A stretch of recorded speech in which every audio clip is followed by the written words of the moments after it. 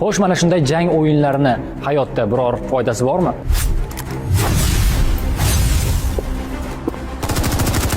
Bugun harbiy xizmat ham, janglar ham raqamli shaklda bo'lib o'tmoqda. Hatto prezidentimiz raqamli armiyani shakllantirish zarurligini ta'kidlagan edi. Ana shunday sharoitda jang sahnasiga asoslangan o'yinlar ham foyda berishi mumkin deydi harbiy ta'lim katta o'qituvchisi. Counter Strike, mana otishma o'yinlar bu hech qanaqa xavf solmaydi. Chunki u bo'lajak ofitser bo'lmoqchi bo'lsa, bo'lajak vatan himoyachisi bo'lmoqchi bo'lsa, albatta bu juda ham kerakli o'yin. Bugun robotlar jangiga ketyapti, kompyuter jangiga ketyapti, raqamli texnologiya jangiga ketyapti. O'yinni o'ynagan bilan bitta biz o'zimizga yarasha harbiy sohaga tatbiq qilish osonroq bo'ladi demoqchiman. Ularda o'zi bazaviy fundamenti bo'ladi, albatta. Qolgan jarayonlarni albatta bu yerda bizlar chuqurroq o'rgatib, harbiy taktikaga yo'naltirib boramiz. O'sha bor qobiliyatini.